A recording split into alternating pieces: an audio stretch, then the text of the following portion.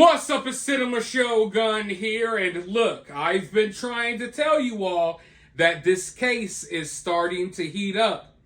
Family members of the 3 Kansas City Chiefs fans that were found frozen to death in their friend's backyard, family members are now starting to come forward. They're starting to speak out.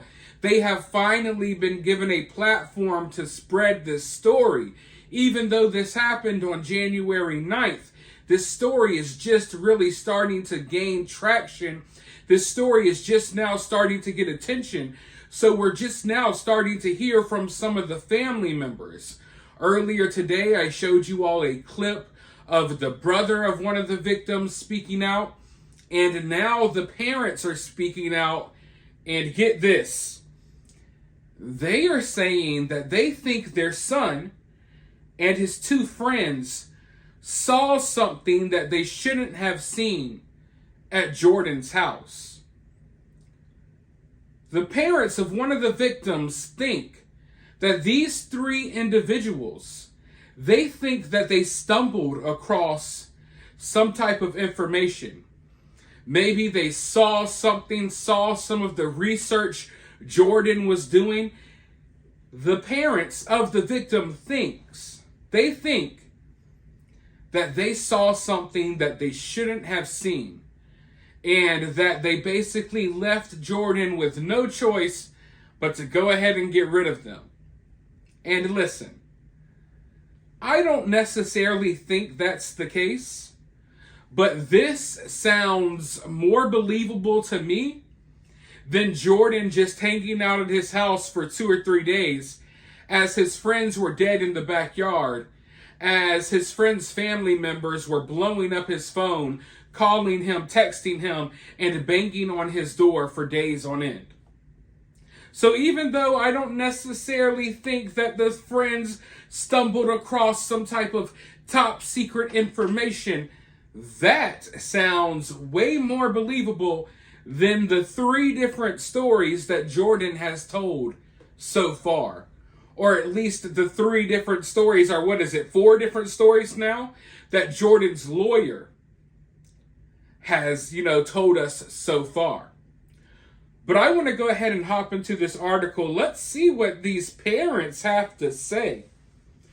Parents of Kansas City Chiefs fans found dead think the victims saw something they shouldn't have seen.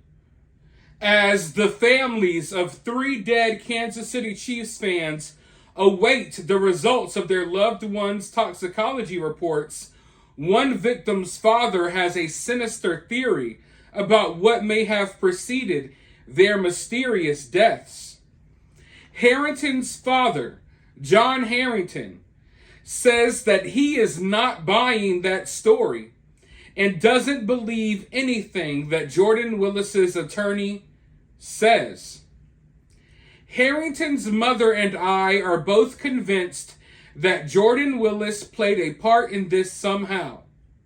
We just haven't figured out how yet. What else could it be? Perfectly healthy men don't just drop off the face of the earth.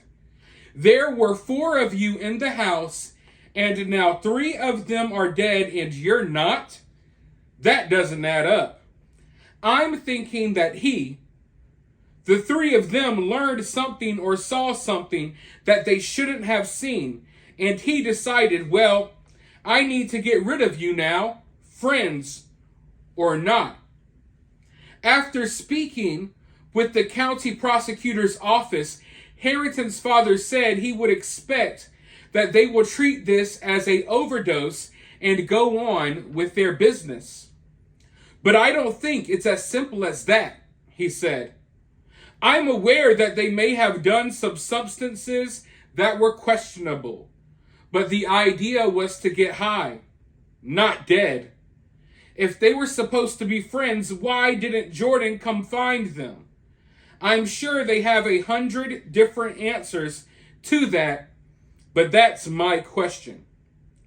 Jennifer Marquez, Harrington's mother, says that although her son smoked cigarettes and drank beers with his friends, She doesn't believe that he OD'd, and that Jordan is going to have everything to do with what we find out about my son's death. He sat in that house for 2 days and had time to get rid of and clean up evidence. He's had no drug test done on him. He's had no alcohol test. He has had nothing to see how he might be included in this. They've given him 2 weeks to get rid of any evidence completely gone. Jordan's not telling the truth, Marquez continued. When you tell the truth, your story is solid. It's when you're lying that your story constantly changes. And that's what's been happening. I don't understand why the police don't see that. And the police are still continuing to stress that they don't think Jordan is guilty of any wrongdoing. And the police department continues to stress that they're not investigating this as a homicide. Now, what are the possibilities that these 3 men saw something at Jordan's house that they weren't supposed to see? You know, in a usual situation like that, you would think, hey, that's kind of far-fetched. And maybe it still is. But we have to remember Jordan's line of work. And you know, the reality is that Jordan's line of work is what has raised a lot of questions. That is what has raised a lot of eyebrows, I believe, when it comes to this story. You know, Jordan was working on some things. All right, let's just call it that. Jordan was working on some things. This is a dude who was developing and working on a vaccine for AIDS. The dude was literally trying to find the cure for AIDS. So, if there was anywhere where you may stumble across some research or stumble across something that you maybe shouldn't see, I guess that's possible. We know that Jordan had done extensive research on the beer bug 19. Is there a possibility that these 3 individuals stumbled across some type of data, some type of information? Did they stumble across a weird project? You know, I find it kind of odd that Jordan was working from home. I wonder what tools Jordan would need to work from home. Are you just doing computer work? Or do you literally have like a little laboratory in your house? Like, I want to know, what type of setup did Jordan have in his home? Because some of the work that Jordan does, you would think that he would need to be in a special facility to be doing that work. So I do question, you know, what type of materials and stuff like that. What type of chemicals and random stuff that Jordan may have had laying around the house. You know what I mean? But of course, because of what Jordan does, people are going to come up with wild theories about this situation. And a lot of people think that Jordan was pumping his friends with something. And, you know, I don't necessarily believe that. But Jordan and his lawyer, they're not doing themselves any favors by constantly changing this story around. And at the end of the day, you know, this is what the families of the victims believe. And who am I to tell them, you're wrong. You're wrong about what happened to your son. Hey, if y'all think that your son was poisoned, if y'all think that your son maybe saw something weird at this guy's house and this guy didn't want it to get out there, then who am I to tell you that you're wrong? Because as of right now, it's not like we really know anything. We don't know anything. No one is right or wrong in this situation yet because we know very little information.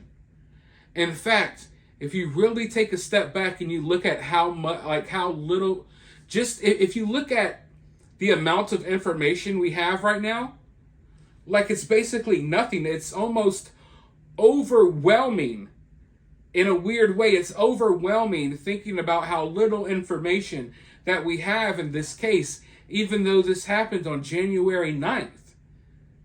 And law enforcement is like radio silent. they're like not saying anything. No press conferences, no nothing. They're not going to say anything at all. So it makes you start asking questions. It makes you wonder. In this wild, wild world, knowing that Jordan was some dude that was working on some questionable things, is there a possibility that these three individuals stumbled across some things that they weren't supposed to see? Or better yet, is there a possibility that Jordan told these three individuals some information that they maybe shouldn't have known, and then they had to go, if you know what I mean? Maybe someone needed to get rid of them because Jordan was talking too much and telling too much about his work to his buddies. You know, that's another wild theory you could throw out there. But right now, I already told you my theory. I told you what I think happened in my last video. You can go check out that video if you want to. But for now, let me know your thoughts down in the comments below. While you're down there, if you're feeling generous, you can donate to the channel via Cash App. I'll have my Cash App in the pinned comment. Or you can donate via Super Thanks. Or for free, you can help the channel in many ways by liking the video, subscribing, ringing the notification bell, and all of that good stuff. But with that being said, I will talk to you all very soon in the next one.